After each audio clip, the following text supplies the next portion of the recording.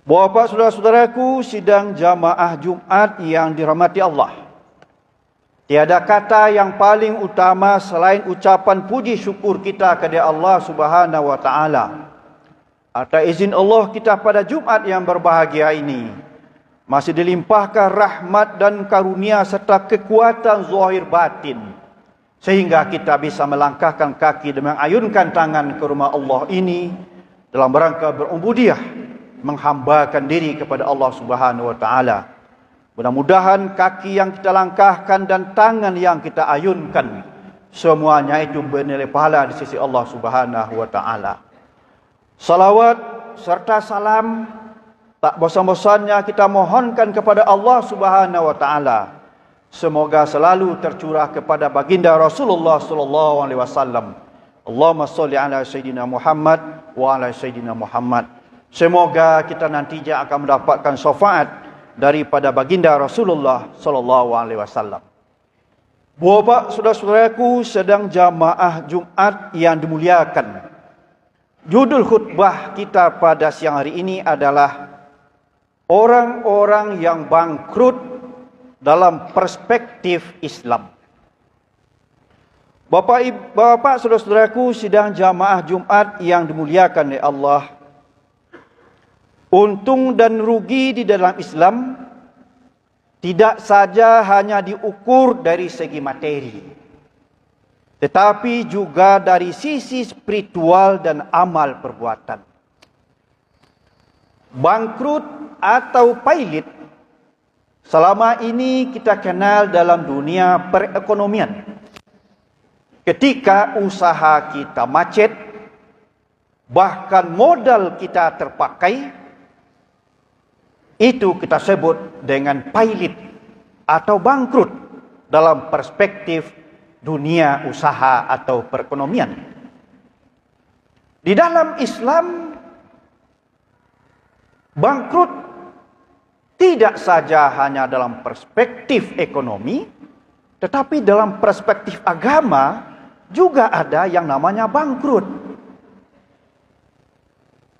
Dan sebagai seorang muslim dan muslimat di rumah, tidak ada satu orang pun yang ingin bangkrut dalam hidup di dunia dan bangkrut di akhirat. Semua kita ingin untung.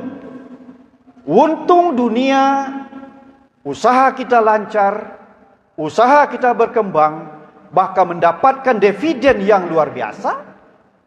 Dan kita juga ingin akhirat kita juga ingin kita berlaba, tidak bangkrut.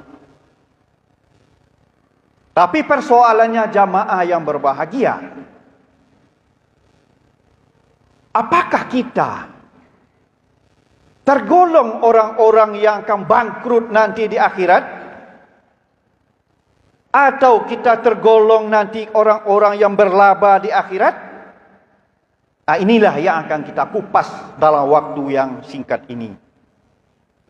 Dalam surah Al-Kahfi ayat 103 surah 4 tadi Allah berkata, katakanlah wahai Muhammad, apakah perlu kami beritahukan orang-orang yang paling rugi perbuatannya kepadamu?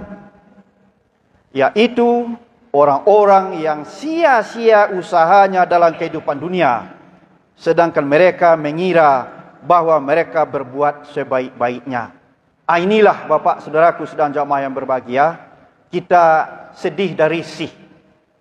Mungkin kita saban hari sama waktu sudah banyak amal soleh yang kita kerjakan.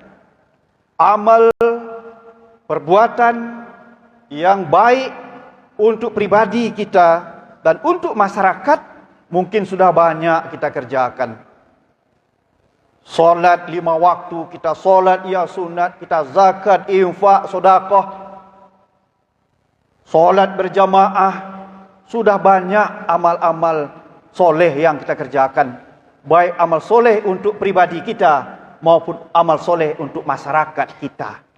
Namun yang kita khawatirkan nanti adalah ketika sudah kita maksimal berusaha, beribadah kepada Allah, toh nanti hasilnya bangkrut, tidak dinilai apa-apa oleh Allah. Ini yang membuat kita sedih. Maka oleh sebab itu, supaya kita jangan terjadi yang seperti itu. Supaya kita jangan bangkrut di akhirat nanti. Kita sudah berupaya maksimal beribadah, tapi dinilai nol nanti oleh Allah. Supaya jangan terjadi seperti itu, maka dalam sebuah hadis Rasulullah SAW yang diriwayatkan dari Abu Hurairah, Rasulullah SAW bersabda, "Atadruna mal muflis?" Qalu, "Al-muflisu fina man la dirhama lahu wa la mata'a." Faqala, "Innal muflisa min ummati man ya'ti yaumal qiyamati bi sholati wa siyami wa zakati wa ya'ti qad satama haza wa qad fahaza wa akala mala haza wa safaka dama haza wa daraba haza fayuqta haza min hasanatihi wa haza min hasanatihi fa in qaniyat hasanatuhu qabla an yuqda ma alaihi ukhiza min khotoyahum futirahat alaihi summa turiha finnar." Tahukah kalian, kata Rasulullah kepada sahabat, siapa yang disebut sebagai seorang yang bangkrut? Perspektif kita akhirat, bangkrut di akhirat. Bangkrut itu dalam bahasa agamanya muflis. Tahukah kalian siapa yang disebut sebagai orang yang bangkrut? Kata Rasulullah kepada sahabat. Para sahabat menjawab, orang yang bangkrut di antara kami adalah orang yang tidak memiliki dinar maupun harta benda. Sahabat masih dalam perspektif ekonomi jawabannya.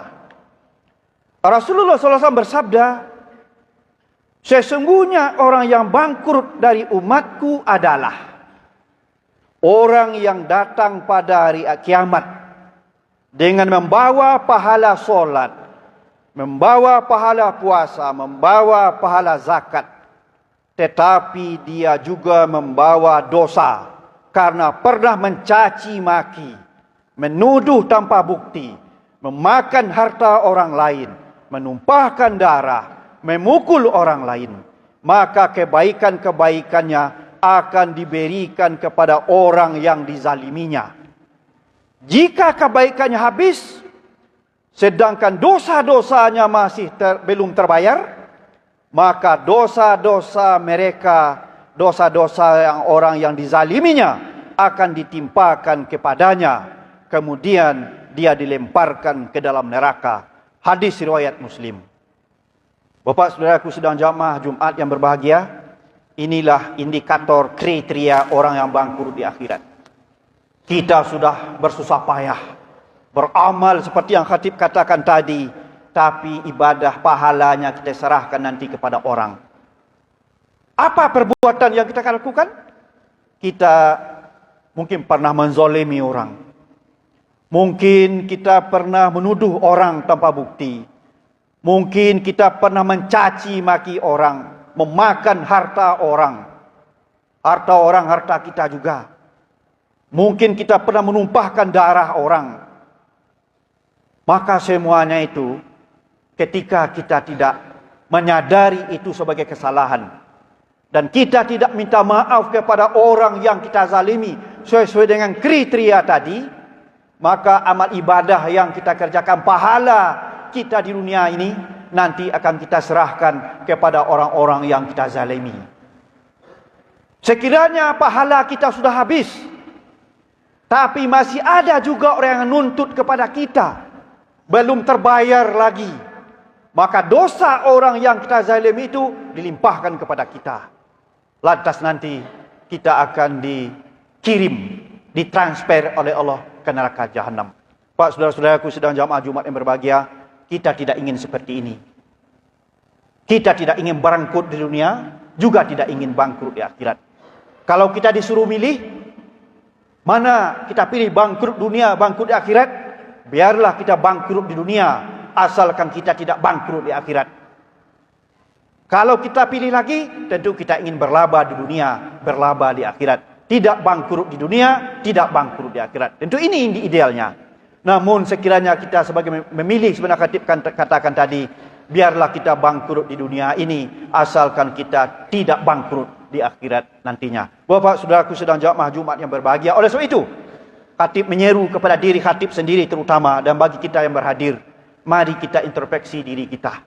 Kita tidak ingin kita sudah basi tungkin, sudah basi balik, sudah kita fokus beribadah. Kita tidak ingin kita bersia-sia dalam amal ibadah kita itu. Oleh sebab itu, kalau ada perbuatan kita sesama manusia yang mungkin tidak sesuai dengan aturan agama, yang boleh dikatakan dalam kategori zolim kita kepada orang, mungkin karena pena kita, karena pembicaraan kita, karena kebijakan kita. Kalau kita tidak ingin bangkrut di akhirat, maka tidak salahnya kita turunkan ego kita, kita minta maaf kepada orang-orang yang pernah kita zalimi. Fa'tabiru ya ulil absar la'alakum turhamun.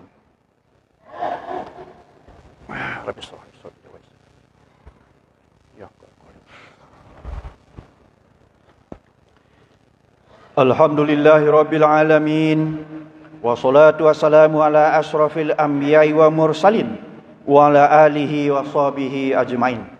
Asyhadu an la ilaha illallah wahdahu la syarikalah wa asyhadu anna Muhammadan abduhu wa rasuluh sallallahu alaihi wasallam la nabiyya ba'dah.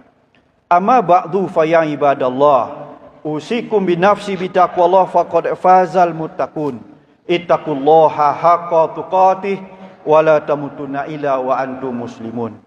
Faqala Allah Ta'ala fil Qur'anil Karim, na'udzubillahi minasyaitonir rajim. Bismillahirrahmanirrahim. Innallaha wa malaikatahu shalluna 'alan nabi. Ya ayyuhallazina amanu shallu 'alaihi wa sallimu taslima. Allahumma shalli 'ala sayidina Muhammad wa 'ala sayidina Muhammad kama shallaita 'ala sayidina Ibrahim wa 'ala sayidina Ibrahim wa barik 'ala sayidina Muhammad wa 'ala sayidina Muhammad.